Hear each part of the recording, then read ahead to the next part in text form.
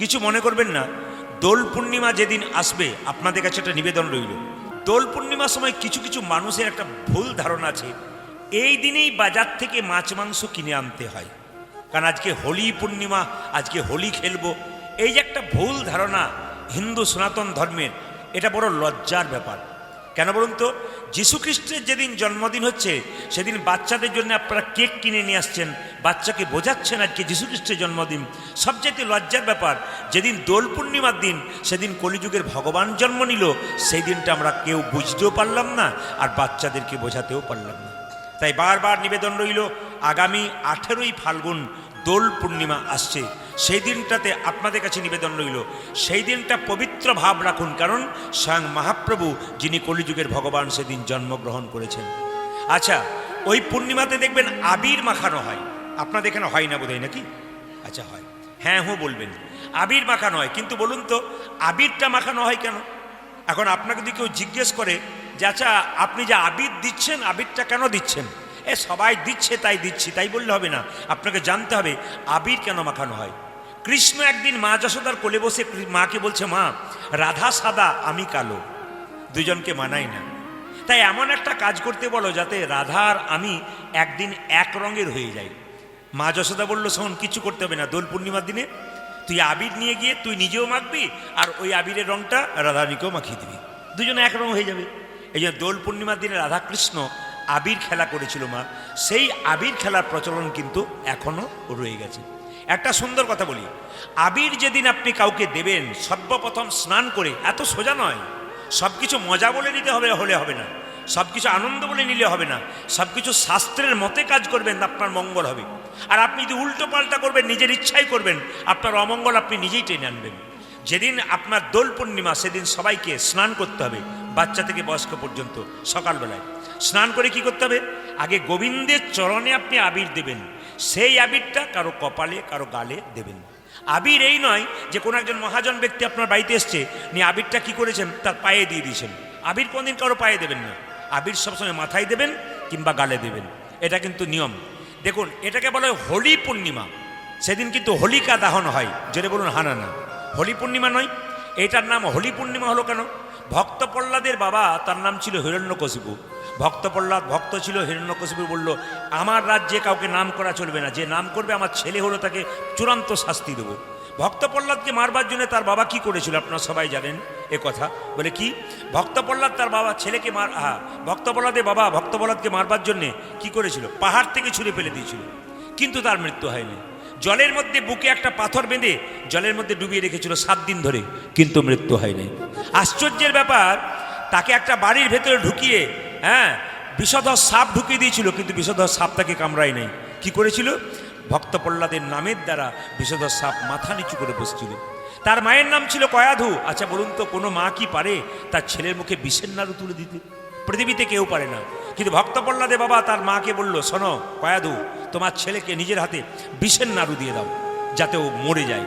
কিন্তু ভক্ত প্রহ্লাদের মা কেঁদে কেঁদে ভগবানকে ডাকছে, প্রভু, আমি যে বিষের নাড়ু আমার ছেলেকে তুলে দেবো, আমাকে পৃথিবীতে কেউ মা বলবে না, আমাকে রাক্ষসী বলবে, তুমি দেখো প্রভু। সঙ্গে সঙ্গে ভক্ত প্রহ্লাদকে দিয়েছে। ভক্ত প্রহ্লাদ ভগবানের নাম করে সে বিষের নাড়ু খেয়েছিল, আর ভক্ত প্রহ্লাদের মৃত্যু হয়নি। কোনো রকমে যখন ভক্ত প্রহ্লাদকে মারতে পারলো না, তখন ভক্ত প্রহ্লাদের বাবা একটা দুর্দান্ত কাজ করলো, যেটার জন্য আজকে হোলিকা পূর্ণিমা বা হোলি পূর্ণিমা নাম দেওয়া হয়। কেন? সবাই শুনবেন। বলছে, ভক্ত প্রহ্লাদের একটা পিসি ছিল, তার নাম ছিল হোলিকা। শুনবেন, ভক্ত প্রহ্লাদ একটা পিসি ছিল, তার নাম হোলিকা। তা একটা আশীর্বাদ ছিল ব্রহ্মার কাছ থেকে।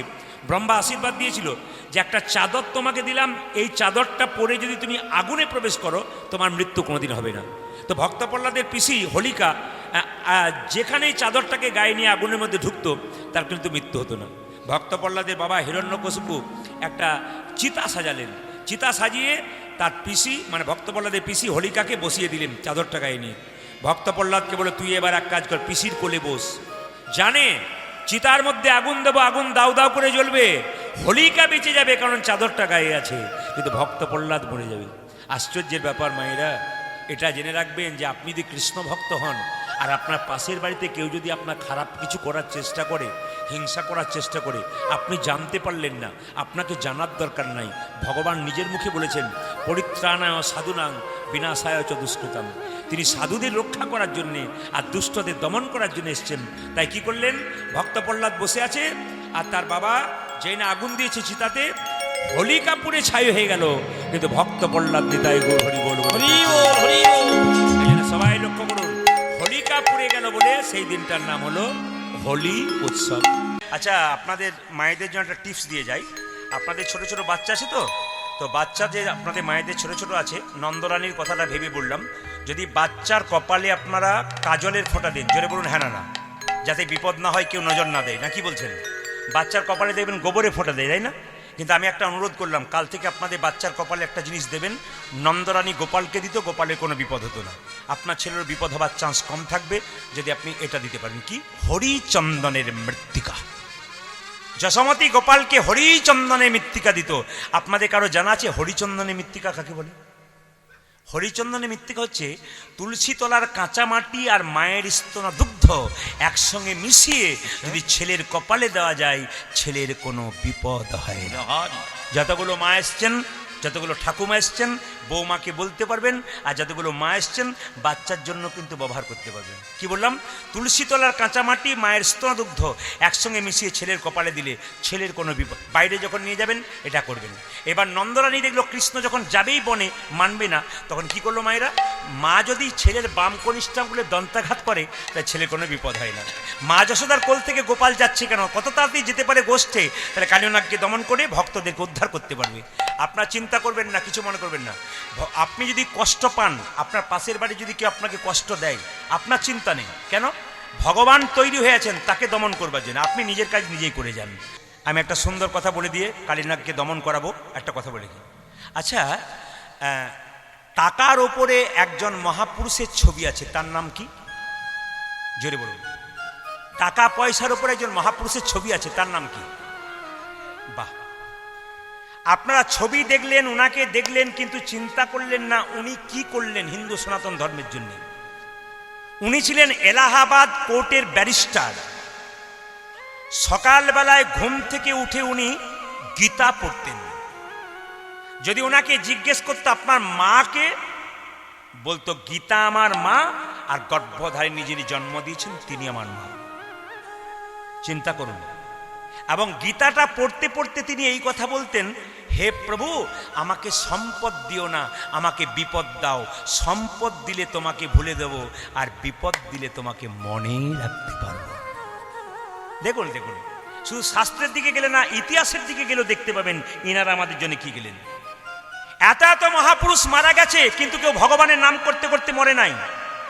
কিন্তু মহাত্মা গান্ধীকে যখন নাথুরাম গডসে পরপর দুটো গুলি মেরেছিল, গুলি পাওয়ার পরও হারাম হারাম রাম রাম বলতে বলতে মরেছিল। মহাভারতের পাতায় একজনকে দেখুন, কৃষ্ণের পিসি কুন্তি। কৃষ্ণের পিসি কুন্তি কুরুক্ষেত্রের যুদ্ধে যখন কৃষ্ণ জয়লাভ করল, পঞ্চপাণ্ডব জিতে গেল, কুন্তিকে কৃষ্ণ প্রণাম করছে, পিসি আমি যাই। বলুন তো মায়েরা, ছেলে যদি বাইরে যায় মাকে প্রণাম করে বলে মা আমি যাই, আপনারা কি বলবেন? জোরে বলুন। খোকা, যাই বলতে নাই, আসি বলতে হয়। যেই না কুন্তিকে প্রণাম করেছে কৃষ্ণ, বলেছে পিসি আমি যাই, সঙ্গে সঙ্গে কৃষ্ণ বলে উঠেছে, কুন্তি বলে উঠেছে, বুঝলাম বাবা, তুই আর কোনোদিন আসবি না। অন্যদিন প্রণাম করে বলিস পিসি আমি আসি, আজকে বলছিস যাই, এর থেকে বুঝলাম তুই আর কোনোদিন আসবি না। কথাগুলো খুব মার্মিক কথা, মহাভারতের কথা। আপনার সব এখানে জ্ঞানীজন গুণীজন আছেন, বসে শুনবেন ভালো করে। তো সঙ্গে সঙ্গে কুন্তি বলছে, কৃষ্ণ আমি যেটুকু বুঝলাম তুই কাঙ্গালের ভগবান, তুই ভিখারির ভগবান। কৃষ্ণ বলছে আমি কাঙ্গালের ভগবান, আমি ভিখারি ভগবান? হ্যাঁ রে, তুই কাঙ্গালের ভগবান, তুই ভিখারি ভগবান। প্রশ্ন করবেন, তাহলে কি যার কোটি কোটি টাকা আছে তার ভগবান নয়? যার গাড়ি বাড়ি টাকা পয়সা আছে তার ভগবান নয়? বলছে না, কোটি কোটি টাকা থাকবে, জনক ঋষি রাজা যিনি পূর্ণ ত্যাগী ছিলেন, তিনি কোনোদিন সোনার পুরী ত্যাগ করে নাই। হ্যাঁ, এরকম যদি ত্যাগী হওয়া যায়, ভগবান শ্রীকৃষ্ণের চরণ পাওয়া যায়। সীতার বাবা জনক রাজা সোনার পুরীতে বসে থাকতো, মন রাখতো গোবিন্দের চরণে। এরকম কাঙ্গাল যদি হয় তাহলে ভগবানকে পাবেন। সবাই তাকাবেন। কাঙ্গাল কাকে বলে? যার কোটি টাকা আছে কিন্তু কৃষ্ণের জন্য কাঙ্গাল, তিনি কাঙ্গাল। কাঁদি মুর্শিদাবাদের লালা বাবা, প্রচুর টাকার মালিক। এইদিকে তাকান। বিচার করে ফিরছিল, বিচার করে পাল্টিতে ফিরছিল, একটা বাচ্চা মেয়ে তার বাবাকে বলছে, বাবা, ধোপার মেয়ে, বাসনায় আগুন দেবে না? ওইটা শোনার পর থেকে চমকে উঠল, আমার এত গাড়ি, আমার এত বাড়ি, আমার বাসনাতে এবার আগুন দিতে হবে। অচৈতন্য শরীরে চৈতন্যবিহীন, চেতনা না থাকলে চৈতন্য পাওয়াও কঠিন। সবাই তাকাবেন আমার দিকে। যখনই কুন্তী বলেছে কৃষ্ণ তুই কাঙ্গালের ভগবান, বলছে কি করে বুঝলে? বলছে পঞ্চপাণ্ডব যতদিন রাজ্য হারিয়ে বনে বনে ঘুরে বেড়াচ্ছিল ভিখারির মতো, ততদিন তুই ওদের সঙ্গে ছিলি। ওরা যখন রাজা হয়ে গেল তখন তুই ফিরে চললি। এর থেকে বুঝলাম তুই রাজার ভগবান নোস, তুই কাঙ্গালের ভগবান। কুন্তী বলে উঠল, কৃষ্ণ কিছু মনে করিস না, যাবার সময় তুই আমাকে দুটো আশীর্বাদ করে যা। রিভাবটা কমাও, প্রত্যেকে রিভাব কমাও, টোনটা বাড়াও। যাবার সময় তুই আমাকে দুটো, হালকা রিভাব দাও, টোনটা বাড়াও। যাবার সময় দুটো আশীর্বাদ দিয়ে যা। বলে কি? আমি যেন কৃষ্ণ বলে কাঁদতে পারি। পিসি, কৃষ্ণ বলে কেঁদে কি লাভ? বলছে এ জগতে যে কৃষ্ণ বলে কেঁদেছে সে ছাড়া কেউ বুঝবে না কৃষ্ণ বলে কাঁদাতে কি লাভ। মায়েরা, ওই জন্য বারবার বলবো, সংসারের জন্য কান্না করলে জ্বালা বাড়বে, আর ভগবানের জন্য কান্না করলে বাবা জ্বালা থামবে। বিরাট বিরাট ব্যাখ্যা আছে। কৃষ্ণ ভগবান আপনার হবে অনেক। আচ্ছা মায়েরা, ভীষ্ম সরসজ্জায় কতদিন ছিল? আসতে, ভীষ্ম সরসজ্জায় কতদিন ছিল? 58 দিন, 58 ডেজ। শুনবেন ভালো করে, ভীষ্ম সরসজ্জায় 58 দিন ছিল। তো সবাই লক্ষ্য করুন, দুর্যোধন যখন যুদ্ধ করছে, যুদ্ধের আগে তার দাদু ভীষ্মকে কেঁদে কেঁদে বলছে, দাদু তুমি আমার খাচ্ছ, আমার পড়ছ, তোমার লজ্জা করে না? আমার ভাইগুলো সব যুদ্ধে কষ্ট পাচ্ছে, মরে যাচ্ছে, আর তুমি দিব্যি আমার খাচ্ছ, আমার পড়ছো, তুমি শুয়ে আছো, তুমি কিছু করতে পারছো না। ভীষ্ম বলল, দাদু ভাই, এই জগতে যে খাবার খোঁটা দেয় না, খুব শুনতে খারাপ লাগে। তুই যখন খাবার খোঁটা দিলি তবে ভালো করে শোন। বলে কি? আজকে রাত্রিবেলায় তোর স্ত্রী ভানুমতিকে আমার কাছে পাঠিয়ে দে। ভানুমতি এসে আমাকে প্রণাম করবে মধ্যরাত্রিতে, আমি তাকে আশীর্বাদ করে দেবো, তার স্মৃতির সিঁদুর অক্ষয় থাকবে, অনেকদিন দীর্ঘায়ু হবে, তুই শুধুমাত্র পাঠিয়ে দে। রাত্রিবেলায় ভানুমতিকে দুর্যোধন বলল, শোনো, দাদুর কাছে যাও, দাদু আশীর্বাদ করে দেবে, আমাদের আর কোনো ভাই মরবে না। সঙ্গে সঙ্গে ভানুমতি বলল, আজকে যাব না, কালকে যাব। এই কাল কাল করে রাবণ স্বর্গে সিঁড়ি বাঁধতে পারে নাই মা। কাল কাল করে রাবণ স্বর্গের সিঁড়ি বাঁধতে পারে নাই। আমি আপনাদের বলবো, কাল করব বলে জীবনে কোনো কিছু রাখবেন না। হ্যাঁ, জীবনে কিন্তু কাল হয়ে যেতে পারে মা। যা করবেন আজকেই করুন। ওষুধের বোতলের উপর এক্সপায়ারি ডেট লেখা থাকে, আমাদের দেহের মধ্যে কোনো এক্সপায়ারি ডেট লেখা থাকে না। কে কখন চলে যাবে কেউ জানে না। আপনি কীর্তন শুনতে এসছেন, বাড়ি ফিরে যাবেন গ্যারান্টি নেই। রাত্রিবেলায় শোবেন, সকালবেলায় যদি চোখ খোলেন আপনার সকাল হবে, চোখ যদি না খোলেন আপনার জীবনে পরকাল হবে। কে কখন চলে যাবে কেউ জানে না। যাবার আগে কিছু ভালো কাজ করে যাও। শুনবেন কথাগুলো। রাত্রিবেলায় যখন ভানুমতি যদি যায় তাহলে তো ভাইগুলো আর মরবে না, 100 ভাই সঙ্গে বাঁচবে ওরা। কৃষ্ণ চালাকি করে রাত্রি 12টার সময় দ্রৌপদীর দরজায় ধাক্কা। দ্রৌপদী, তাকান, দ্রৌপদী কে? আমি কৃষ্ণ। এত রাত্রিতে এসেছো কেন প্রভু? খবর আছে, বেরিয়ে এসো। দ্রৌপদী দরজা খুলল। প্রভু তুমি অসময়ে ডাকলে কেন? সবাই শুনবেন, উত্তরগুলো শুনবেন। দ্রৌপদী বলছে তুমি অসময়ে ডাকলে কেন? ভগবান বলল, আমি যাকে ডাকি তার কোনো সময় নাই। 5 বছরও ডাকতে পারি, 25 বছরও ডাকতে পারি, 50 বছরও ডাকতে পারি, 100 বছরও ডাকতে পারি। কাকে কখন ডাকবো কোনো ঠিক নাই। ডাকবার আমার সময় নাই। কি করতে হবে? রাত্রিবেলায় চলো বলে কোথায়? দাদুকে গিয়ে প্রণাম করো। দাদু ভানুমতি ভেবে আশীর্বাদ করে দেবে, ব্যাস দেখবে তোমার পঞ্চপাণ্ডব বেঁচে যাবে, কোনো অসুবিধা হবে না। মায়েরা, কৃষ্ণ আগে আগে চলে যাচ্ছে, দ্রৌপদী পেছন পেছন যাচ্ছে। তাকাবেন জিনিসগুলো একটু ভাবতে হালকা। কৃষ্ণ আগে, একটু ভাবতে, কৃষ্ণ আগে আগে যাচ্ছে মায়েরা, কৃষ্ণ আগে আগে যাচ্ছে, দ্রৌপদী পেছন পেছন যাচ্ছে। তাকাবেন, হঠাৎ কিছুক্ষণ পরে দ্রৌপদীকে আগিয়ে দিল, দাদুর কাছে চলে যাও, আমি বাইরে দাঁড়িয়ে আছি। দাদু ভীষ্ম শুয়ে আছে, দ্রৌপদী আগে আগে চলে যাচ্ছে। যখনই দ্রৌপদী আগে আগে চলে যাচ্ছে, অমনি কৃষ্ণ সঙ্গে সঙ্গে দ্রৌপদী চটি পরে যাচ্ছে বলে বলছে, হ্যাঁ গো, গুরুজনদের কাছে গেলে কখনো চটি জুতো পরে যেতে হয়, খুলে যাও। গুরুজনদের কাছে গেলে চটি জুতো পরে যেতে হয়, কাছে খুলে যেতে হয়। আসলে কৃষ্ণের ইচ্ছাটা বুঝতেই পারলো না, চালাকিটা বুঝতে পারলো না। দ্রৌপদী, তুমি যখন ভেতরে ঢুকবে তখন তোমার জুতো জোড়া বুকে নিয়ে একটু কাঁদবো। ভক্ত তো আমার চরণ ধরে কাঁদে, তাতে কত আনন্দ পাই বুঝতে পারি না। আজকে আমি ভক্তের চরণ ধরে কাঁদবো, দেখি তাতে লক্ষ্য করুন। দ্রৌপদী যেই না এগিয়ে গেছে জুতোটা খুলে, অমনি কৃষ্ণ ভগবান দ্রৌপদীর জুতোটা নিয়ে বুকে ধরে বারবার কাঁদছে। পেছন থেকে দ্রৌপদী তাকিয়ে বলল, প্রভু, তুমি আমার জুতো জুড়ে কাঁদছো কেন?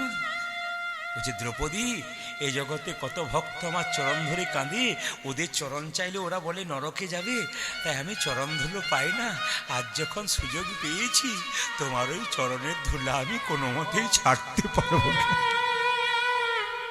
আমি বুকে ধরে কাঁদছি, তুমি তো দেবে না, তোমার ভয় হবে তুমি নরকে যাবে।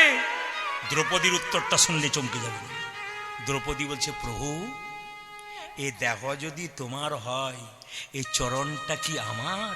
এ দেহ যদি তোমার, চরণটাও তোমার, তুমি আমাকে চাইতে পাইতে, তোমার জিনিস তোমাকে দেব, তার জন্য আবার দুঃখের কি?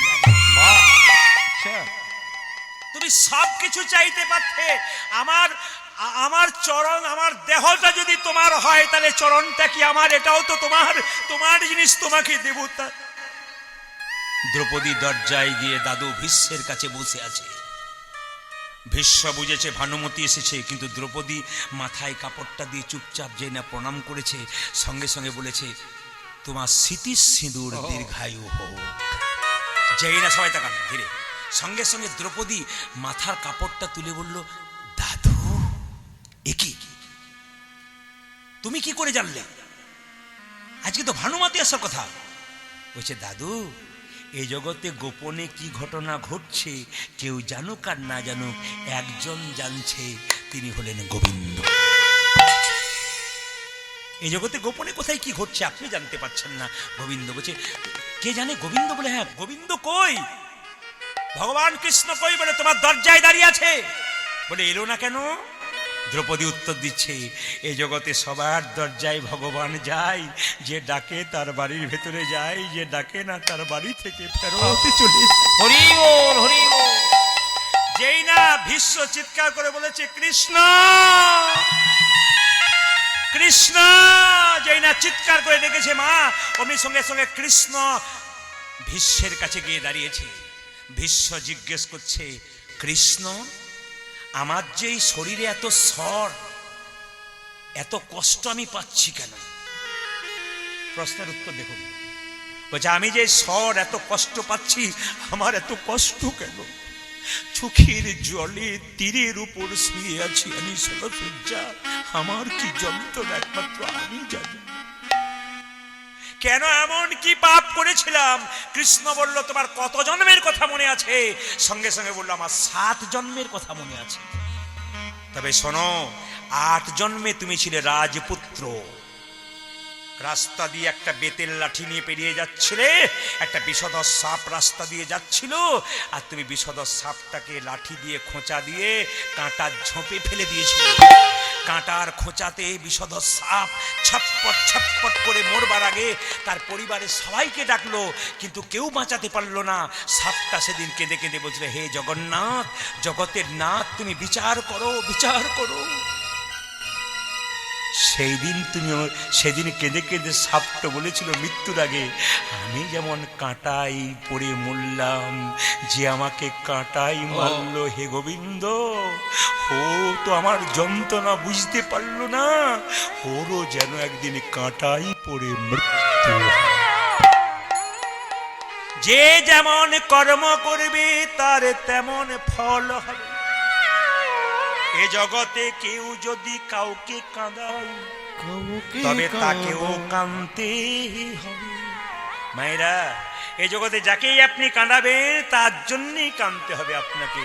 এই জন্য বারবার বলবো, চলার পথে একটু মাথায় রাখবেন যেন কায়িক, বাচিক, মানসিক কোনো কষ্ট যেন কাউকে না দেওয়া যায়। এটা কিন্তু আপনারা সবাই চেষ্টা করবেন। দাদা বলাইয়ের জন্মদিন ছিল। আচ্ছা, আপনারা একটু হাত তুলে বলবেন, খুশি হব দাদারা যারা আছেন, বাবারা যারা আছেন, আপনারা বাচ্চাদের জন্মদিন পালন করেন? জোরে বলবেন। দাঁড়ান, এই যে জোরে বলবেন, বাচ্চার জন্মদিন পালন করেন? ওরা দেখছে, বললেই গন্ডগোল আছে, বলার দরকার নাই, চুপ থাক। না, হ্যাঁ আপনারা নিশ্চয় করেন, একটু মাথা নাড়ান, করেন তো? আচ্ছা, সাহস নিয়ে বলবেন, কোনো অসুবিধা নেই। আর সাহস নিয়ে না বললে আমি কিন্তু পার করে চলে যাব। আচ্ছা, জন্মদিনে কেক কাটেন? জোরে বলুন, কেক কাটেন? দুই চারজন আবার ওই রকমই দেখতে পাচ্ছি, আবার পাশের দিকে তাকিয়ে দেখছি এ কি বলছে, দেখি তারপর বলবো আর কি। কেক নিশ্চয়ই কাটেন, 100%। বাচ্চার জন্মদিনে কেক কাটেন। আপনাদের হয় কিনা জানি না, বাচ্চার জন্মদিনে আবার ছেলের বাবা মা পার্টি দেয়। শুনবেন ভালো করে, বাচ্চার তো জন্মদিন দিচ্ছেন, ভালো করে শুনবেন, যুক্তি আছে কিনা। বাচ্চার জন্মদিনে পার্টি দেয়। তাতে কি করে? কতগুলো পাখি কাটে কিংবা কতগুলো পশু কাটে। আচ্ছা বলুন তো, যেদিন আপনার ছেলের জন্মদিন সেদিন যতগুলো পাখি, যতগুলো পশু কাটা হলো, কার জন্যে কাটা হলো? আপনার ছেলের জন্যে কাটা হলো। সেদিন যতগুলো পাখি পশু কাটা হলো আপনার ছেলের জন্যে বরাদ্দ করা হলো। একজনের জীবন নিয়ে আপনার ছেলের জীবনকে সুখী করবেন কি করে ভাবলেন? বিচার আপনাদের কাছে আমার। আজকে রাত্রিতে গিয়ে কাল সকালে বিচার করবেন, আমি যতগুলো কথা বললাম চেতনা জাগলো কিনা। আমি নাম করব না, 5টা পাখি কাটলেন, 5টা পশু কাটলেন, ওদের যে প্রাণগুলো গেল, ওরা তো আপনার ছেলেকে অভিশাপ দিয়ে গেল। আপনি এদিকে আনন্দ করছেন, হ্যাপি বার্থডে টু ইউ ফুস, না কি বলছেন? ওই যে কি সেই মোমবাতি না ভাই, না বাবারে কি আনন্দে, হ্যাপি বার্থডে টু ইউ ফুস। আচ্ছা এদিকে না, হাসি নয়, যুক্তি আছে। এ কিছুক্ষণ পর বলতে পারবেন যে আমি ঠিক বলছি কিনা। আচ্ছা তাকান মায়েরা, এইদিকে আপনার ছেলের জন্মদিনে আলো চান, মানে আপনার এই যে তমস মা জ্যোতির্গময়, তাই তো? অন্ধকার থেকে আমাকে আলোর পথে নিয়ে যাও। জোরে বলুন, আপনার ছেলের জীবনে অন্ধকার চান না আলো চান? আপনারা বলছেন আলো চান, কিন্তু যখন মোমবাতিটা জ্বালিয়ে নিভিয়ে দিচ্ছেন, আলো হচ্ছে না অন্ধকার হচ্ছে। আপনার নিজে আপনার ছেলে মেয়ের অন্ধকারটাতে আপনি ডেকে আনছেন। এই যে কেক কাটার, মোমবাতি নেভানো, এটা আমাদের নয়, এটা হচ্ছে খ্রিস্টানদের। সবাই তাকাবেন, বাবারা যে যেখানে বসে আছেন। এই জ্ঞানের কথা বলবো তো, না কি বলছেন? যদি হ্যাঁ বলেন তো ভালো, নাহলে আমি লীলার মধ্যে চলে যাব। না একটু বলবেন, বাবারা বলবেন, বৈষ্ণব বাবা বলবো তো। চেতনা, সমাজ চেতনা। আচ্ছা এইদিকে তাকাবেন। আচ্ছা, আপনার ছেলের জীবনে যে মোমবাতিটা জ্বালাচ্ছেন, ওটা কিন্তু আমাদের নয়, কাদের জানেন? ওটা খ্রিস্টানদের। খ্রিস্টানদের খ্রিসমাস পালন করি, খ্রিস্টানদের জন্য জন্মদিন পালন করছি, কিন্তু খ্রিস্টানগুলো কি আমাদের দুর্গাপূজায় অষ্টমীর দিনে পুষ্পাঞ্জলি দিচ্ছে? ওরা দিচ্ছে না, ওদের নিয়ে আমাদের তো মাতামাতি করবার কি দরকার আছে? আমি একটা ছোট্ট জায়গায় পড়েছিলাম, খুব সুন্দর। আমাদের ঘরে এত সুন্দর ধন রয়েছে, বৈষ্ণবের ধন, এত সুন্দর শাস্ত্র গ্রন্থ রয়েছে, ওগুলো না গিয়ে পাশ্চাত্য শিক্ষার দিকে দৌড়াচ্ছি। আমাদের ঘরের ধনটা লুকিয়ে রেখেছি, বুঝতেই পারলাম না আমার ঘরে কি ধন আছে, অন্যদিকে ছুটে বেড়ালাম। প্রমাণ কি? অনেক দিন আগেকার কথা, তখন আমাদের জন্ম হয় নাই, গল্প পড়েছিলাম। কি একজন বুড়িমার ছেলে কলকাতায় প্রথম চাকরি পেয়েছে, তখন তো সেই চিঠিপত্রের ব্যাপার ছিল, ফোন তো ছিল না, সবাই লক্ষ্য করুন। তো বুড়িমার ছেলে চাকরি করতে গেছে 3 মাস, কোনো খবর নাই। এখন মাঝে মাঝে চিঠিপত্র দেয় বুড়িমাকে, কিন্তু 3-4 মাস পর বুড়িমার অভাব হয়। বুড়িমা বুঝতেই পারে না আমার এত অভাব, ও দরজায় ভিক্ষা করে করে বেড়ায়। লোকে জিজ্ঞেস করছে, বুড়িমা তোমার ছেলে চাকরি পেয়েছে আর তুমি লোকের দরজায় ভিক্ষা করছো কেন? তোমার ঘরে টাকা নাই? তোমার ছেলে তোমাকে টাকা পাঠায় না? বলছে না, ছেলে 3-4 মাস টাকা পাঠায় নাই। শুনবেন ভালো করে, 3-4 মাস টাকা পাঠায় নাই। বলছে শুধু চিঠিই পাঠিয়েছে? বলে চিঠি পাঠিয়েছে আর লাল লাল খামে 4-5টা কি পাঠিয়েছে। বলছে চলো গিয়ে দেখি। দেখছে লাল লাল খামগুলোর ভেতরে 10,000 টাকা করে একটা করে ড্রাফট রয়েছে। তো জিজ্ঞেস করছে, বুড়িমা তোমার ঘরে লাল খামে টাকা ভরা আর তুমি লোকের দরজায় ভিক্ষা করে বেড়াচ্ছ। আমাদের হিন্দু ধর্মের, সনাতন ধর্মের এত সুন্দর সুন্দর শাস্ত্রগুলো বাড়িতে জমা রয়েছে আর তুমি লোকের কাছে গিয়ে ধার করে করে ভিক্ষা করছো। অন্য ধর্মের দিকে তাকাচ্ছ, ওরা কি করছে, নিজের কত ধন আছে এদিকে তাকাচ্ছ না। মায়েরা, মোমবাতি জ্বালানো নয়, কেক কাটানো নয়। আপনার ছেলে শুভ দিনে কেউ কখনো ডিম দেয় না, কেকের মধ্যে ডিম থাকে।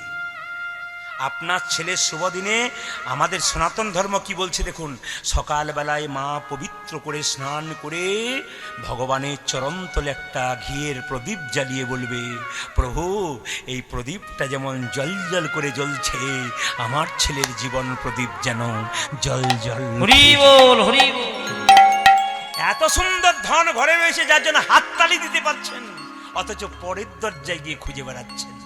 আবার লক্ষ্য করুন, ওই যে পায়েস কেকটা কাটছেন না, কেক ভগবান শ্রীকৃষ্ণের জন্মদিনে কেক কেটেছিল না মোমবাতি জ্বালিয়েছিল? কেক খাওয়াবেন কেন লোককে? লাড্ডু খাওয়ান, ছেলের জন্মদিন মিষ্টি খাওয়ান, কেক কি জন্য খাওয়াবেন আপনি? কেকটা কি হয়ে গেছে? এই জন্য আপনাদেরকে বলবো, সেদিন একটু পরমান্ন গোবিন্দের চরণে দিয়ে তুলসী পত্রে দিয়ে বলবেন, প্রভু আমি প্রসাদটা তোমার চরণে দিলাম, আমার ছেলে ভবিষ্যতে যেন প্রসাদ ভোজি হতে পারে। কি সুন্দর কথা আমাদের মধ্যে জমা হয়ে আছে, আমরা সেগুলো নিচ্ছি না, আমরা অন্য লোকের ধার নিচ্ছি। তাই ভগবান শ্রীকৃষ্ণ বলছে, মা আমাকে সাজিয়ে দাও। যখন সাজিয়ে দিয়েছে মায়ের এই দেখান, সুবল তখন সুবল মা যশোদার কাছে কৃষ্ণ আর সুবল দুজনে প্রণাম করলো। শ্রীরামকে বলছে, শ্রীরাম চল, তাড়াতাড়ি করিস না। বলে কেন? আরে তাড়াতাড়ি চল, যেতে হবে, কালিনাগকে দমন করতে হবে। শোনে রে শ্রীরাম আমার মনেরও কথা, কালী দহদ রয়েছে যথা। হরি শোনে রে শ্রীরাম মনের কথা, কালে দহগি রয়েছে যথা। শোনে রে শ্রীরাম মনের কথা, কালী দহদ রয়েছে যথা। শোনে রে শ্রীরাম মনের কথা, মানে কালে দহদ রয়েছে যথা। কালী সর্পের দর্প করিব ক্ষয়, ব্রজগোপী সবে পাবে রে অভয়। আমার কালী সর্বে গর্ব করিব ক্ষয়, ব্রজবাসী সবই পাবে রে অভয়। কালী সর্পের দর্প করিব ক্ষয়, ব্রজবাসী সবে পাবে রে অভয়। কালী সর্পে দর্প করিব ক্ষয়, ব্রজবাসী সবে পাবে রে ভয়। বহু প্রাণীর প্রাণ বিনষ্ট করি, দর্পে আত্মহারা হয়েছে ভারী। আজ বহু প্রাণে প্রাণ বিনষ্ট করি, দর্পে আত্মহারা হয়েছে ভারী। বহু প্রাণীর প্রাণ বিনষ্ট করি, দর্পে আত্মহারা হয়েছে ভারী। বহু প্রাণে প্রাণ বিনষ্ট করি, দর্পে আত্মহারা হয়েছে ভারে। এই পথে চালা রে, এই পথে চলা রে, এই পথে চালা রে, পথে চালা রে। প্রধান গুলি লইয়ে এই পথে চালা হরি রে। সবল বোধনে গুলি লয়ে এই পথে চলা রে। প্রধান গুলি লইয়ে এই পথে চালা রে। গোধন গুলিল পথে চালা রে। ও মায়েরা, শ্রীরাম কি বলছে? না না, তুই যাব বললে যেতে দেবো, মা মানা করেছে। বলে কেন? এই পথে যাব না, ওই পথে যাব না, এই পথে যাব না। এই পথে যাব না। কেন? আমার মা যশোদা করেছে মানা, এই পথে যাব না। আমার মাঝে সদা করেছে মানা, ওই পথে যাব না। মা যশোদা করেছে মানা, এই পথে যাব না। মাঝে সদা কোনকে মানে এই পথে যাব না। কেন কেন কেন কেন মানা করেছে? ওইদিকে কালিও না গেছে, বিষের জ্বালায় মরে যাবো। মা বলেছে সব দিকে যাবি, ওই দিকে যাবি না। কৃষ্ণ বলছে, না আমায় দেখাইয়ে দিবি রে, আমায় দেখাইয়ে দিবি রে, দেখাইয়ে দিবি রে। আজি দেখায়ে দিবি রে। কালিনাগে দেখতে কেমন ওরে কালী নাগি দেখতে কেমন দেখাইয়ে দিবি রে কালী নাগে দেখতে কেমন দেখাইয়ে দিবি রে ওরে কালী নাগি দেখতে কেমন দেখাইয়ে দিবি রে নাগ দেখিতে সাত জাগিছে দেখাইয়ে দিবি রে ওরে নাক দেখিতে সাদা গিছে দেখাইয়ে দিবি রে নাগ দেখিতে সাত জাগিছে দেখাইয়ে দিবি ওরে রে নাগ দেখিতে সাজে গেছে দেখাইয়ে দিবি রে এই যে আমি যদি যাই না, কৃষ্ণ বলছে আমি যদি যাই তোদেরকেও বলিব, তোদেরকেও বলিব তোদেরকেও বলিব, ওরে আমি তোদেরকেও বলিব যে কালী নাগে দেখতে কেমন তোদেরকেও বলিব, ওরে কালী নাগি দেখতে কেমন তোদেরকেও বলিব কালী নাগে দেখতে কেমন নাগ দেখিতে সাত ওরে জাগিছে কালী নাগি দেখতে কেমন নাগ দেখিতে সাজে গেছে কালী নাগি দেখতে কেমন নাগ দেখিতে সাজে ওরে গেছে কালী নাগি দেখতে কেমন নাগ দেখিতে সাজে ওরে গেছে কালী নাগি দেখতে কেমন নাগ দেখিতে সাজে আজি কালী নাগি দেখতে কেমন তোদেরকেও বলিব আপনারা যারা গালে হাত দিচ্ছেন তারা গালে হাত ছাড়ুন। আর দ্বিতীয় কথা হচ্ছে আপনাদের ভেতরে কালীয় নাগ আছে, আমার ভেতরে আছে। সেই কালীয় নাগটা কি? এই যে দেখান, সেই কালীয় নাগটা কি? আমাদের ভেতরে কাম, ক্রোধ, হিংসা, বিবাদ, এটা হচ্ছে কালীয় নাগ। যদি গোবিন্দের চরণে আসেন লাভ আছে। একটা ছোট কথা বলে দিই আপনাদের, যারা বসে আছেন সবাই মন দিয়ে শুনবেন। এই যে কীর্তন শুনতে এসছেন, আপনি কি ভাবছেন আপনার শুধু মঙ্গল হচ্ছে? এটা হচ্ছে মঙ্গলময় কীর্তন। কীর্তন যিনি শোনেন তার গোটা পরিবারের মঙ্গল হয়। ব্যাংকে টাকা জমা দেবেন, 10 বছর পর ডবল হবে, হয় না? আপনি কিছু করে রাখবেন, 10 বছর পর ডবল রূপে ফিরে পাবেন। ভগবানের সঙ্গে সম্পর্ক রাখুন, ভগবান আপনাকে কৃপা করবে। এদিকে যে সম্পর্ক রাখবে না তার কৃপা নেই। আপনি রাত্রিবেলায় আমার দরজায় ধাক্কা দিচ্ছেন, 10,000 টাকা দাও তো। যদি আপনার সঙ্গে পরিচয় না থাকে আমি দেবো কেন? আপনার সঙ্গে পরিচয় থাকলে আমি আপনার বাড়িতে পৌঁছে দেবো, কিন্তু যদি আপনার সঙ্গে পরিচয় না থাকে আমি দেবো না। ভগবানের সঙ্গে সম্পর্ক করুন, বিপদকালে ভগবানকে ডাকতে হবে না, তিনি নিজে এসে আপনার কাছে হাজির হবেন। সবাই তাকাবেন, নিজে এসে হাজির হবেন। তো সবাই শুনবেন মায়েরা, এই যে কীর্তন শুনছেন আপনাদের মঙ্গল। কেন বলি? একটা মা তার ছেলের জন্য কি করতে পারে, আর আপনারা কি করবেন একটু ভেবে দেখুন। আমি কয়েকদিন আগে মালদাতে গান করছিলাম, তো যে বাড়িতে বাসা সেই বাড়িতে যে মা আমাদের খাবার দিচ্ছে, ডান হাতে খাবার দিচ্ছে, কিন্তু উনি যখন খাচ্ছেন তখন বাঁ হাতে খাচ্ছেন। উনি যখন খাচ্ছেন না তখন বাঁ হাতে খাচ্ছেন। তা আমি 2 দিন ছিলাম ওখানে, গান করছিলাম। তো আমি জিজ্ঞেস করলাম, মাতাজি আপনি ওই বাঁ হাতে খাচ্ছেন কেন? আপনার ডান হাতে সেবা দিচ্ছেন, গোবিন্দকে দিচ্ছেন, আমাদেরকে দিচ্ছেন, বৈষ্ণবকে দিচ্ছেন ডান হাতে, আপনি বাঁ হাতটা কেন খাচ্ছেন? উনি তখন বললেন, বাবা আমার 7-8টা ছেলে পরপর মারা গিয়েছিল, গোবিন্দের কাছে প্রার্থনা করেছিলাম, প্রভু যদি আমার এই ছেলেটি বাঁচে না, এই ডান হাতটা তোমাকে চিরকাল দিয়ে দেবো, সাধুগুরু বৈষ্ণব ভক্তদের সেবায়, তোমার সেবায় লাগাবো, আমার সেবাই নয়। ওই মায়ের ছেলের বয়স এখন 15 বছর। বলছে বহুদিন পরে সন্তান হয়েছে, আমার ডান হাতটা আমি গোবিন্দকে দিয়ে দিয়েছি আমার সন্তানের জন্য। 3 ঘন্টা কীর্তন শুনতে এসে কতজনের কত ঘুম আসে, কতজন হাই তোলে, কতজন চিন্তা ভাবনা করে। একটা দেখুন তো, একটা মা সারা জীবন ধরে তার ডান হাতটা গোবিন্দকে দিয়েছে, বৈষ্ণব সেবায় দিয়েছে, নিজের সেবায় লাগায় না। একজন মা যদি এত কষ্ট করতে পারে, তাহলে আপনি কীর্তন শুনছেন, মঙ্গলময় কীর্তন যত শুনবেন তত আপনাদের মঙ্গল হবে বাবা। তবে আসুন আজকে কালীনাগকে যখন দমন করব, আপনারাও কালীনাগকে দমন করবেন। সবাই মিলে একটু সুন্দর করে একটা ছোট্ট ভজনের মাধ্যমে একটু আমরা যাই, কালীনাগকে দমন করব। সবাই মিলে শ্যামল তনু, হাত তুলুন, একটু হাত তুলুন সবাই, একবার তালে তালে একসঙ্গে, কিন্তু খুব সুন্দর লাগবে সব একসঙ্গে, একসঙ্গে সবাই একসঙ্গে হাত তুলবেন, সবাই মিলে তুলবেন যে যেখানে আছেন। দেখুন এই প্রদীপ পাল দেখতে পাচ্ছেন না পাচ্ছে ওটা দেখার দরকার নেই, তিনি দেখতে পাচ্ছেন এটা ভাববেন। প্রদীপ পাল দেখতে পেল না পেল আপনার তাতে কি আছে, তিনি দেখতে পাচ্ছেন কিনা দেখবেন, হাত তুলবেন, বাজাও শ্যামল তনু একসঙ্গে, একসঙ্গে তালে তালে।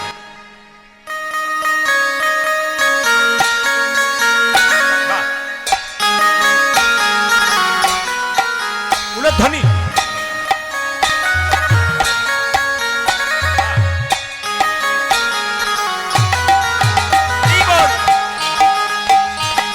জয় নিতাই।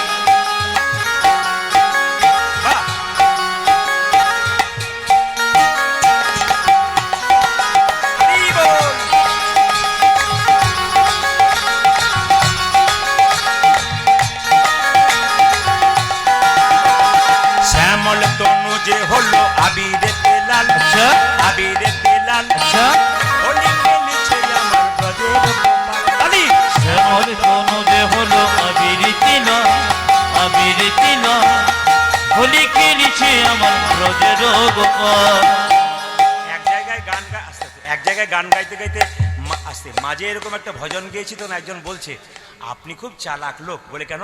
যাতে না ঘুমোয় তার ব্যবস্থা করছেন আর কি। না তা তো বটেই, কেন বলুন তো, মাঝে মাঝে একটু জাগাতে হয়। মজা আছে কীর্তনে, হাত তুলুন এরপর পাবেন কি শ্যামল তনুজে হোলি হোলি খেলেছে আমার ব্রজের গোপাল। যদি শ্যামল তনু যে হলো আবির খেলা, আবির খেলা হোলি খেলিছে জামা বজ্র গোপাল। সাথে লইয়ে শ্রীরাম সুদাম যত না রাখা, ওই যে সাথে লই সাথে লই সাথে লই শ্রীরাম সুদাম যতন রাখা।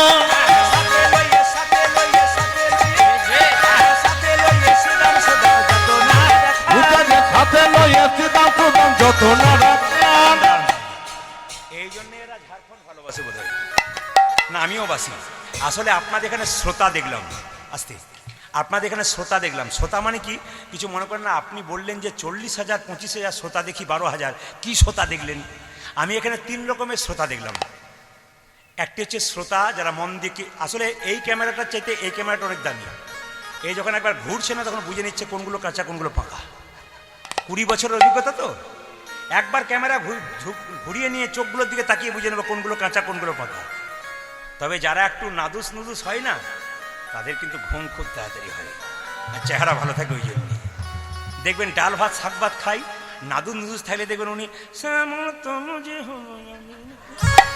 না, আমি তো দেখতে পাচ্ছি দু একজন, ওই জন্য বললাম আর কি। ও গানটা গাইতে গাইতে মনে পড়ে গেল। আপনাদের এখানে আমি 5 কেঠিয়া কত দূরে সামনে নাকি? 5 কেঠিয়াতে আমি এসেছিলাম বহুদিন আগে, আজ থেকে 15 বছর আগে। ছেলেগুলো এসেছে, সবার কাছে নিবেদন। শ্রোতা দেখলাম 3 রকম, একটু বলে রাখি। আমি চিতলা কোলিয়ারি বলে একটা কোলিয়ারি আছে না, সারসা বলে একটা জায়গা আছে, নাম করেই ফেললাম। আচ্ছা এই সারসা এসে এই দেখান তো সারসা, এরা বলছে আমি আছি, মানে এসেছে আর কি।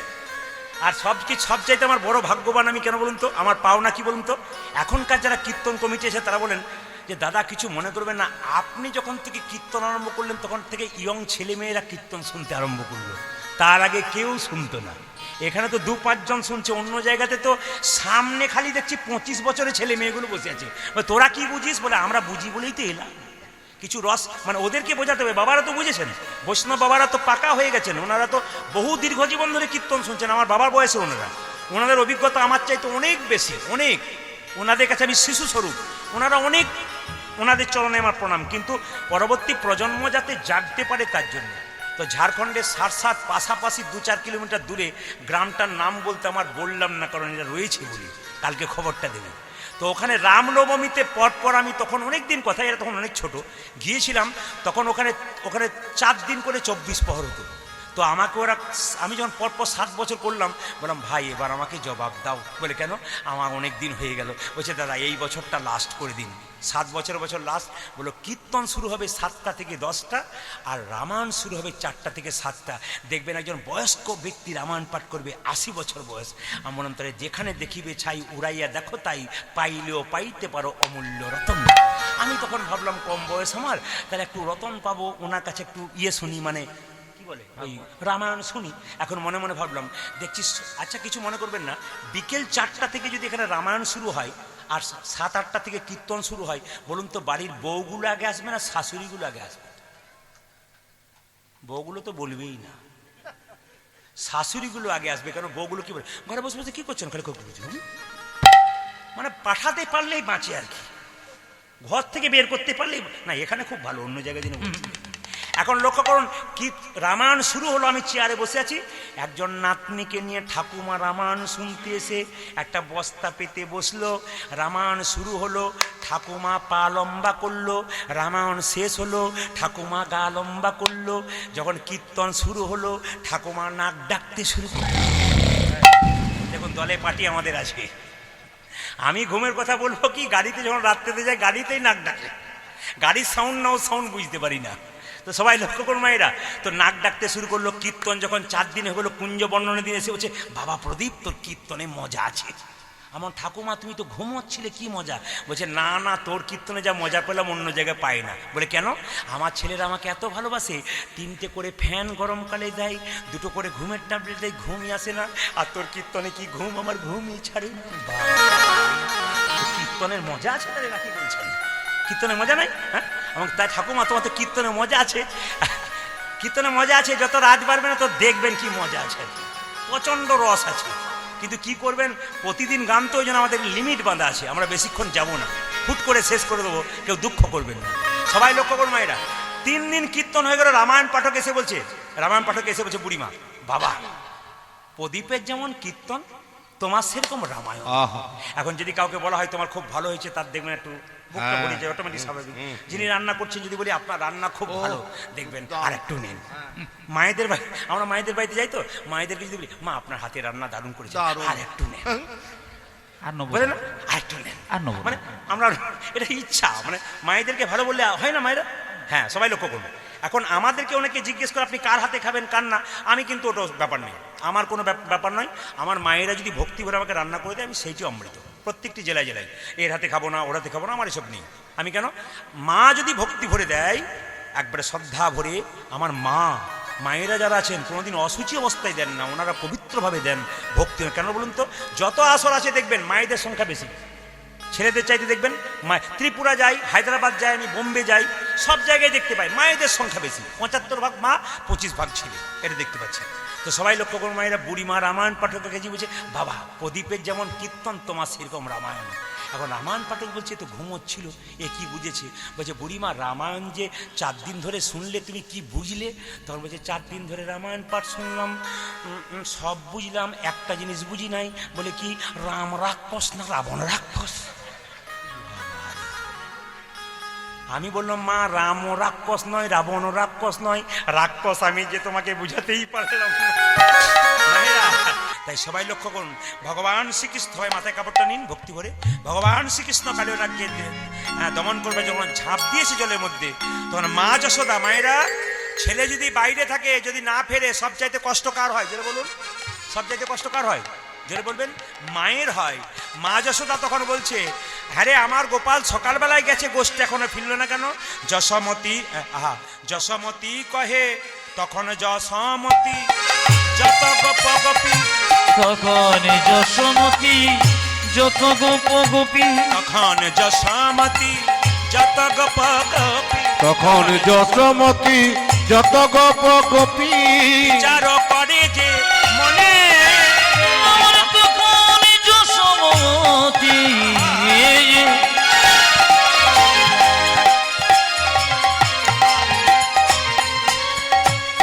যত গোপ গোপী, বিচার করিলে মনে, বলরাম বিনে সখাগণ, যে বলরাম বিনে সখাগণ শোনে, বলরাম বিনে সখাগণ শোনে, বলরাম বিনে সখাগণ শোনে, গোপাল গিয়েছে বানে, আমার বলরাম বিনে সখাগণ শোনে, গোপাল দিয়েছে বনে। এইদিকে ভোরবেলাকার স্বপ্ন নাকি সত্যি হয়, জোরে বড় হয় না, মহিটাটা কাটলো। ভোরবেলাকার স্বপ্ন সত্যি হয় না মায়েরা? অনেকে বলে স্বপ্ন হয় সত্যি। যশোমতী বলছে জানো দিদি, আজকে সকালে একটা খারাপ স্বপ্ন দেখেছি, ওইটাই হবে নাকি আমি বুঝতে পারছি না। যশোমতী কহে দারুণ স্বপ্ন দেখেছি রজনী শেষে, যশোমতী কহে দারুণ স্বপ্ন দেখেছি রজনী শেষে, যশোমতী কহে, কেটে গেছে, যশোমতী কহে দারুণ স্বপ্ন দেখেছি রজনী শেষে, যশোমতী কহে দারুণ স্বপ্ন দেখেছি রজনী শেষে, আমার গোপালে ভুজঙ্গে বেরো, ওই দেখি আমার গোপালে ভুজঙ্গ বেরোলো, আমার গোপালে ভুজঙ্গে বেরো, আমার গোপাল ভুজঙ্গি বেরোলো, হারিল বিষম বিষ, আরে আমার গোপালে ভুজঙ্গ বেরোলো, জানি অবিষম বিষে, আমি স্বপনে দেখে চমকে উঠলাম, আমি স্বপনে দেখে চমকে উঠলাম, স্বপনে দেখে চমকে আমি স্বপনে দেখি চমকে উঠলাম, ঘুমের ঘরে হাত বোলালাম, স্বপনে দেখে চমকে তখনই আমি ঘুমের ঘুরে হাতে বোলালাম, স্বপনে দেখে চমকে উঠলাম, ঘুমের ঘুরে হাতে ওই বোলালাম, স্বপনে দেখি চমকে উঠলাম, ঘুমের ঘুরে হাতে বোলালাম, আমি স্বপনে দেখি চমকে উঠলাম, স্বপনে দেখে চমকে উঠে না জানে অবিষম বিষে। যশোমতী বলছে প্রত্যেক দিন গোচারণে মাঝে মাঝে শ্রীরাম সুদাম আসে নবনীতে, কিন্তু আজকে কেন এলো না? ননী নিতে কেন সীতাময় এলো না? ননে নীতি কেন সীতাম এলো না? ননী নিতে কেন সীতাময় এলো আজ না? ননি নিতে কেন সীতাময় এলো না সময় হইল কত, ননে নীতি কেন সীতাম এলো না? সময় হইল কত। প্রকাশিয়া বল ইহা নয় আরে ভালো, বকাতিয়া বলো ইহা নয় ভালো প্রকাশিয়া বল ইহা নয় ভালো। প্রকাশিয়া বলো ইহানায় ভালো, মনে উঠে কত শত, প্রকাশিয়া বলো ইহানায় ভালো, মনে যদি কত শত। আমি স্বপনে দেখে চমকে উঠলাম, আমি স্বপনে দেখি চমকে উঠলাম, স্বপনে দেখে চমকে উঠলাম। আমি স্বপন দেখি চমকি উঠিলাম ঘুমের ঘরে হাত বোলালাম, স্বপনে দেখে চমকে উঠলাম। তখনই আমি ঘুমের ঘুরে হাতে বোলালাম, স্বপনে দেখে চমকে উঠলাম। ঘুমের ঘুরে খাতে বলালো স্বপনে দেখি চমকে আমি উঠলাম, ঘুমের ঘুরে খাতে বলালো স্বপনে দেখি চমকে উঠলাম। স্বপনে দেখে চমকে উঠে না দেখিলাম রজনী শেষে। চারিল বিষম বিষে মায়েরা, মা যশোদা কাঁদতে কাঁদতে চলে যাচ্ছে গোবিন্দের কাছে, যেখানে কালীদহের জলে ঝাঁপ দিয়েছে। গোবিন্দ ঝাঁপ দিয়েছে বলে গোটা বৃন্দাবন অন্ধকার হয়ে গেছে। গোপাল রে সারা দে বলে মা যশোদা কাঁদতে কাঁদতে যাচ্ছে। সবাই দর্শন করো। গোপাল রে সারা দে গোপাল সারা দে, গোপাল রে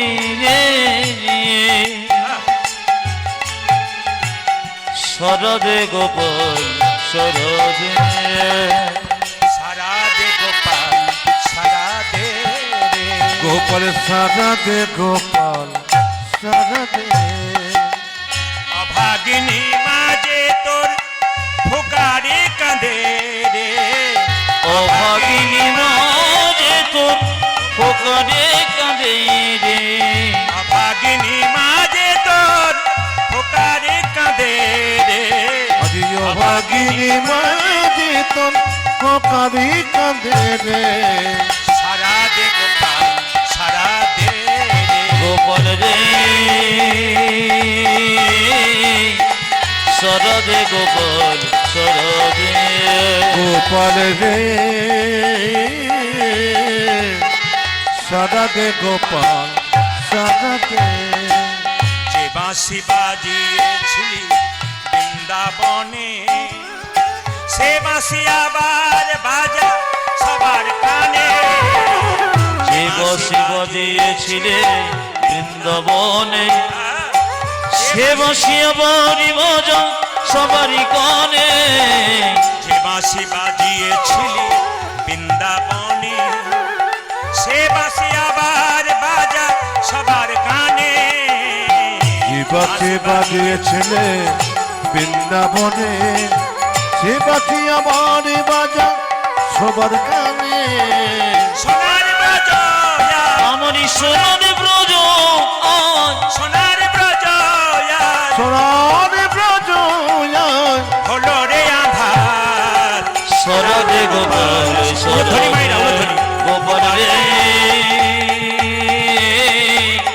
শরদে গোপাল শরদে, গোপাল সারা দে গোপাল সারা দে আমায় শরদে গোপাল শরদে, আজ সারা দে গোপাল সারা দে সবাই মিলে হাত তুলে বলুন রাধা রানী কি। একবার জোর সে বলবেন সবাই মিলে, শ্যাম সুন্দর কি, মদন মোহন কি, হরিবাসর কি, সাধুগুরু বৈষ্ণব কি, গৌর ভক্তবৃন্দ কি, যাদের ঘুম আসছে তাদের কি। দেখলাম পরীক্ষা করে জোরে বলুন রাধা রানী কি, শ্যাম সুন্দর কি, মদন মোহন কি। এতজন ভক্ত অধীর আগ্রহে এসছেন। আপনাদের সুন্দর একটা কথা বলে যায়, যে যেখানে বসে আছেন, মা যশোদা কৃষ্ণের জন্য কাঁদতে কাঁদতে যাচ্ছে। আমি সবার কাছে নিবেদন রাখবো, যারা কীর্তন শুনলেন বা শুনছেন, সবার কাছে প্রদীপ পালের বিনীত নিবেদন, একটা জায়গাতে ঠিক থাকবেন। কৃষ্ণ পুজো করবেন কি না করবেন সেটা আপনার ব্যাপার, ভগবানের মন্দিরে যাবেন কি না যাবেন সেটা আপনার ব্যাপার, কিন্তু বাড়িতে যে দুটো জীবন্ত ভগবান আছে এদের যদি সেবা না করতে পারেন, ওই মন্দিরে গিয়ে আপনার কোনো, জোরে বলুন, লাভ নেই। একবারে মন দিয়ে শুনুন। ভগবানকে আপনি মন্দিরে পুজো করবেন কি না করবেন ওটা আপনার ব্যাপার, মন্দিরে যাবেন কি না যাবেন আপনার ব্যাপার, কিন্তু বাড়িতে দুটো যে জীবন্ত দেবদেবী আছে এদেরকে যদি পুজো করতে না পারেন আপনার জীবন বৃথা। ভগবান কৃষ্ণ নিজের মুখে বলেছেন এই জগতে 3 রকমের গুরু আছে। প্রথম গুরু পিতামাতা, যার থেকে জন্ম পেলি, সে যদি কেঁদে কেঁদে বেড়ায় খাবার জন্যে, আর তুই যদি কৃষ্ণ বলে কাঁদিস তোর কোনো লাভ হবে না। পরিষ্কার যে কোনো লাভ হবে না যে কৃষ্ণ বলে কেঁদিস। 2, শুনবেন, আপনার যদি উত্তরপ্রদেশে যান, ভালো করে শুনবেন, পান্ডারপুর বলে একটা জায়গা আছে, বিঠল দেবের মন্দির। মায়েরা, বিঠল দেবের মন্দির, ভালো করে শুনবেন, ওটা কিন্তু অপভ্রংশ হচ্ছে বিঠল দেব, নাম কিন্তু ইটল দেব, নামটা হচ্ছে ইটল দেব, কিন্তু ওটা অপভ্রংশ হয়ে বিঠল দেব হয়েছে। তো ওখানে পান্ডারপুরে একজন ভক্ত ছিল, তার নাম পুণ্ডরিক। ভালো করে শুনবেন মায়েরা, আমি জানি 2-4 জন মায়ের কিন্তু চোখ কিন্তু ঘুরিয়ে আসছে। ও সকালে কিন্তু বলবে লাস্ট জায়গাটা আমি বুঝতে পারিনি, কেন বলুন তো, চোখ যদি ঘুমিয়ে আসে, যেমন ছোটোবেলায় আমরা খাবার খেতাম, ঘুমিয়ে যেতাম, তখন মা কোলে করে নিয়ে খাইয়ে দিত, সকালবেলা বলতাম তুমি তো আমাকে কালকে খাওয়ালে না, না আমি ঘুমিয়ে রয়ে গেলাম, তুই খাইয়েছিলাম রে, তুই দিব্যি খেলি, তার মানে কি ঘুমের ঘুরে খেলে সকালেও পর্যন্ত বুঝতে পারি খেলাম কিনা। এই যে ঘুমিয়ে যদি কেউ যায় সে কিন্তু শেষ জায়গাটা বুঝতে পারে না, কেন বলুন তো, এক জায়গায় দান পালা করে দান লীলা করেছিলাম, তখন মেয়েরা পুকুর ঘাটে যাচ্ছে, সকালবেলায় বরাবরি করছে, আজকে লীলাটা খুব ভালো করেছে, বলে কি ধান পালা, ধান ধান দান ধান শুনিস, শুনবেন, যদি ঘুম আসে তাহলে ধান শুনবেন, ঘুম না শুনলে দান শুনবেন, শুনবেন। তো পুণ্ডরিক একজন ভক্ত ছিল, সে কোনোদিন ভগবানের মন্দিরে যায় নাই, কোনো দিন যায় নাই, শুনবেন, কিন্তু ওর বাবা মা যে রুমে শুয়ে থাকতো, প্রত্যেক দিন সকালে দুপুরে সন্ধ্যেতে পুণ্ডরিক কোনো কাজে যাবার আগে বাবা মায়ের চরণে প্রণাম করতো, চরণটাকে দেবে দিত, রাত্রিবেলায় তেল দিয়ে দিত, বাবা মা ঘুমোতো, তারপর সে ঘুমোতে যেত। ইনি হচ্ছেন পুণ্ডরিক, শুনবেন ভালো করে, শাস্ত্রের কথা। উত্তরপ্রদেশের জায়গাটার নাম হচ্ছে পান্ডারপুর, পুণ্ডরিক, বই পড়বেন বুঝতে পারবেন। তো যখন একদিন একদিন তার বাবা মায়ের চরণে তেল দিচ্ছে, আর ভগবান শ্রীকৃষ্ণ দরজায় এসে দাঁড়িয়ে আছে। কৃষ্ণ বলছে পুণ্ডরিক, পেছনে কৃষ্ণ, পুণ্ডরিক এরকম সেবা করছে, পুণ্ডরিক পুণ্ডরিক, ও তখন বাবা মায়ের সেবা করছে। তুমি কে? আমি ভগবান। আমার দিকে তাকাবে না? না। বলে কেন? আমি তখন আমার ভগবানের সেবা করছি, পরে তোমার দিকে তাকাবো। আমি যাকে ভগবান বলে মনে করি তার সেবা হচ্ছে, এখন তোমার দিকে তাকাবো না, আমার ভগবানের সেবা করি তারপর। পুণ্ডরিক বসতে দিবি না? পুণ্ডরিক একটা ইটের উপরে বসে বাবা মাকে তেল দিচ্ছিল, যেমন কাঠের পিড়াতে বসি আমরা চৌকিতে, ইটের উপরে বসে, তাড়াতাড়ি ইটটা সরিয়ে দিয়ে বলছে বসো, ইটটাতে বসো। ভগবান ইটের উপরে দাঁড়িয়ে, বিঠল দেব, ইটল দেব ভগবান পুণ্ডরিকের বাবা মায়ের সেবা দিচ্ছে। পুণ্ডরিক বলছে, এই পুণ্ডরিককে কৃষ্ণ বলছে, একবার আমার দিকে তাকা, আমায় দেখবি না? বলছে তুমি তো আমার ভগবানের সেবা দেখবার জন্য ছুটে এসেছো, আগে আমার ভগবানের সেবা দেখো, তারপর তোমাকে দেখব। বাবা, ভগবানের সেবা আগে যদি বাবা মায়ের সেবা কেউ করতে পারে, তাহলে ভগবানকে ডাকতে হবে না, তোমার বাবা মায়ের সেবা কিন্তু দেখবার জন্য ভগবান ছুটে আসবে। মায়ের মতো আপন কেউ হয় না, বাবার মতো আপন কেউ হয় না।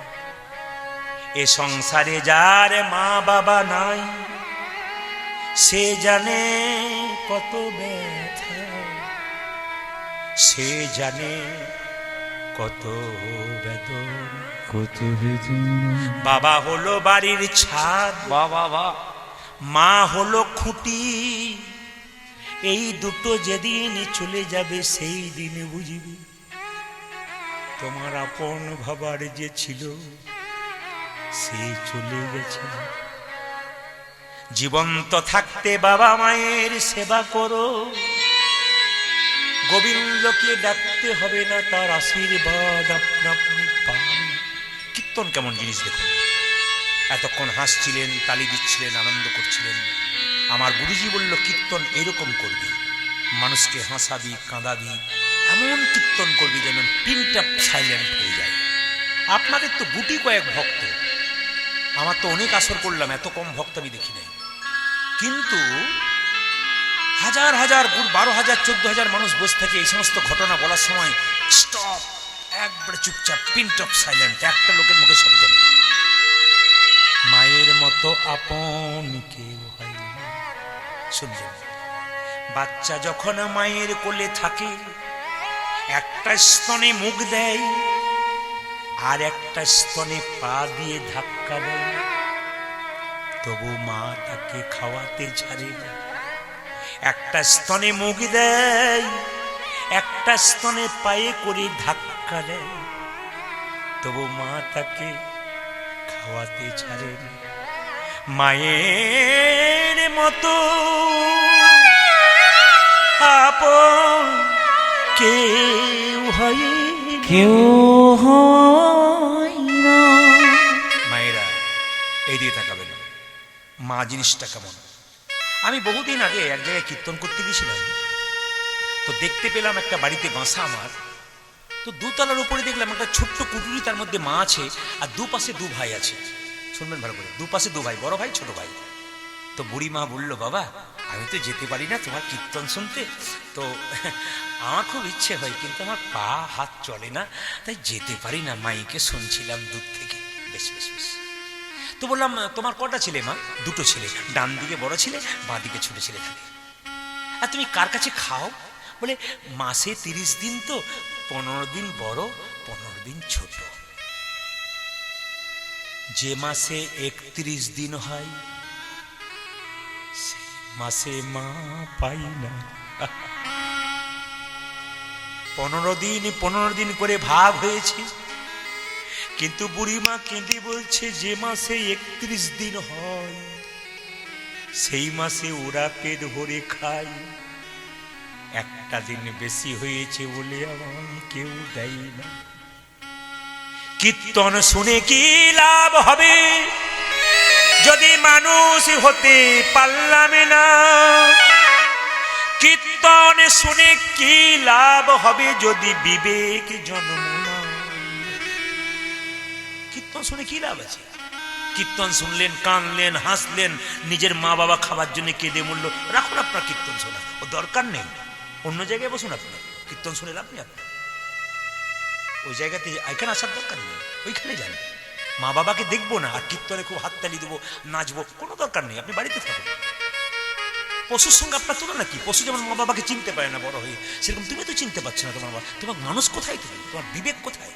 একটা কলম যতই দামি হোক, তার মধ্যে কালি না থাকলে যেমন কলমটার দাম না থাকে, কয়েকশো কোটি টাকা মালিক হতে পারে, তোমার মধ্যে বিবেক মনুষ্যত্ব না থাকলে তোমার জীবনে কোনো দাম নেই। পাক্কা কথা জেনে নিন, মায়ের মতো আপন কেউ হয় না।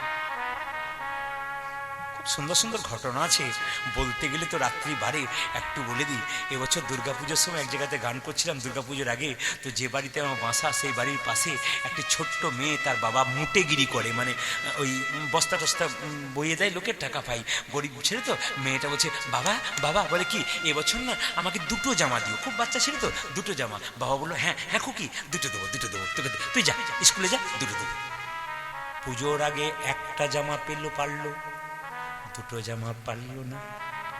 যেদিন সপ্তমীর দিন সবাই আনন্দ করছে, ছোট্ট মেয়েটি নতুন জামা কাপড় পরে ঘুরে বেড়াচ্ছে, একটা মাত্র জামা দিয়েছে। মেয়েটি আনন্দ করছে, বাবা কিন্তু মুটেগিরি করতে গেছে ছেঁড়া জামা পরে। আমি যদি 2টো জামা না দিতে পারি, আমার মেয়ের মনে কত কষ্ট। ছেঁড়া জামা কাপড় পরে বাবা মুড বইছে, ছোট্ট মেয়ের যাতে 2টো জামা। একজন বাবা তার মেয়েকে রাজকন্যার মতো ঘরে রাখে, কোনো বাবা তার মেয়েকে অপূর্ণ রাখে না। যা চাই মেয়েরা বাবা প্রাণ ভরে তা দিতে। এত যে করলো, এত যে ভালোবাসলো, তার জন্য আপনি কি করলেন? বাড়ি থেকে আপনারা ঘর থেকে বেরোলেন, তখন আপনার ছেলে বলল হাত ঘড়িটা এনো, মেয়ে বলল মোবাইলটা এনো, স্ত্রী বলল আমার এই জিনিসটা এনে দিও। একজন দরজায় গলায় কাপড় দিয়ে বলছে, খোকা সময় মতো যাবি আর সময় মতো খেয়ে নিবি। এ কথা বলবার মতো কেউ থাকবে না। যেদিন তোমার মা চলে যাবে সময় মতো খাবি, এ কথাটা কেউ বলতে পারবে না। সারাদিন পরিশ্রম করে এসে বাড়িতে শুয়ে থাকবেন, একজন দরজায় ধাক্কা দিয়ে বললো, খোকা আজ তোর খুব পরিশ্রম হয়ে গেছে, তাই না বাবা? এত বড় কথা বলার মানুষ পৃথিবীতে কে আছে? মায়ের মতো আপন কেউ হয়। একটা কলসির দুধ, এক কলসি দুধ 7 কলসি ভরে দিতে পারে, কিন্তু 7 কলসির দুধ একটা কলসি পূর্ণ করতে পারে না। একটা মা তার স্তন দুগ্ধ দিয়ে 7টা ছেলের পেট ভরাতে পারে, 7টা ছেলে বড় হয়ে একটা মায়ের পেট ভরাতে পারে না। কীর্তন শুনে কি লাভ আছে? কি লাভ আছে যদি এই জায়গাগুলো ঠিক না ধরতে পারে? মায়ের মতো আপন কেউ। একটা মায়ের পেটে একটা বাচ্চা 10 মাস 10 দিন জায়গা হয়, সেই ছেলে যখন বড় হয়ে জামতারাতে ফ্ল্যাট কিনে, সবার জায়গা হয়, শুধু বাবা মায়ের জায়গা হয় না। কীর্তন শুনে কোনো লাভ হবে না যদি বিবেক না জন্মায়। কীর্তন শুনে লাভ হবে না যদি চৈতন্য না যায়। আপনাদের লাস্ট সময়টাতে একটু বিরহ দিলাম, বেদনা দিলাম। আসুন আর রাত্রি আজকে করবো না, 12টা 10 বেজে গেল। আমরা এবার একটু মিলনের দিকে যাব। সবাই ভক্তি ভরে বসুন। আর কমিটিকে বলবো, কালকে আপনারা একবারে পুরো রাত্রি 8টার সময় কীর্তন আরম্ভ করুন। আর আপনাদের কাছে নিবেদন রইল 7:30টার মধ্যে আসর পূর্ণ করুন। আমি কিন্তু 8টাতে নেমে যাব যদি কিছু নিতে চান। আর যদি বলেন যে আমরা ওই রকমই 3 ঘন্টাতে শান্তি আছি, তাহলে 9টায় আরম্ভ করবেন, আমি ঠিক সময়ে শেষ করে দেবো। সবাই বলুন রাধা রানী কি, শ্যাম সুন্দর কি। আসুন আর ভগবানকে পাইয়ে দিই। সবাই একটু করজোরে বসবেন। ভগবান শ্রীকৃষ্ণ কালীদহে জলে হাত দিয়েছে, তখন দেখে মনে হচ্ছে কালীনাগ মনে মনে হচ্ছে, বাবা আমার জলে নীলপদ্ম কোথা থেকে এলো? যেন নীল কমল ভাসিছে, যেন নীল কমল ভাসিছে, নীল কমল ভাসিছে, ও যেন নীল কমল ভাসছে। কালীদহের জলের মাঝে নীল কমল ভাসিছে। ওই দেখি কালীদহের জলের মাঝে নীল কমল ভাসিছে, আজ কালী দক্ষিণ জলের মাঝে নীল কমল ভাসছে। এখন কৃষ্ণ নীলপদ্মের মতো জলে ঝাঁপ দিয়েছে। কালীনাগ মনে মনে ভাবছে, বাবা আমার স্বভাব তো দংশন করা, একে দংশন করব না, একে পুচ্ছতে জড়াবো। একে পুচ্ছতে জড়াবো,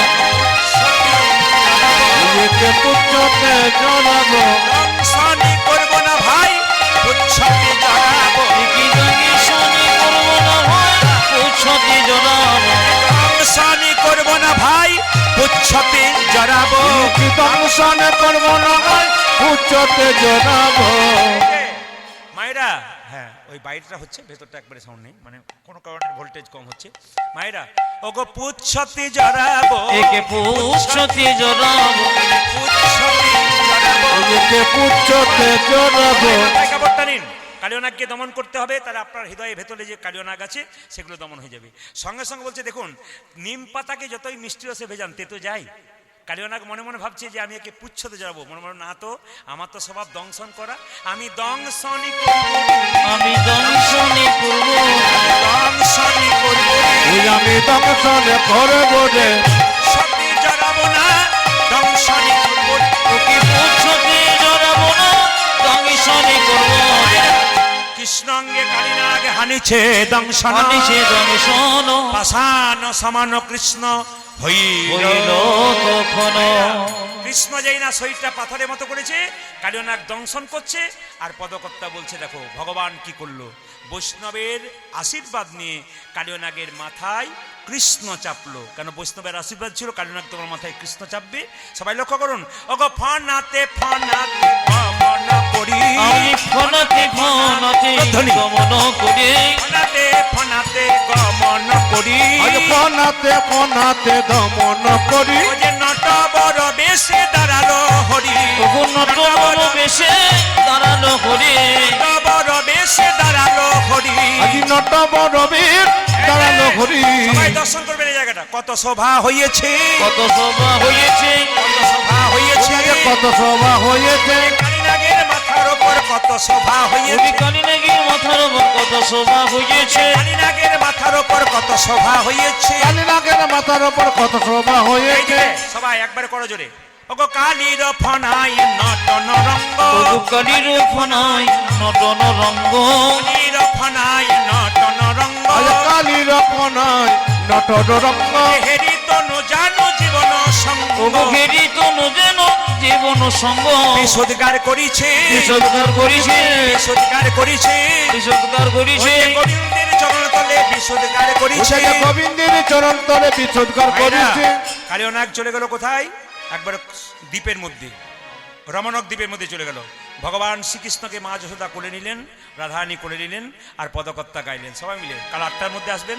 তুমি আনন্দ নবঘন শ্যাম, সুন্দর নয়ন অবিরাম, অভিরাম, চরণে শরণ নীলা, নীলা, ধন্য ত্রিভুবন ধাম।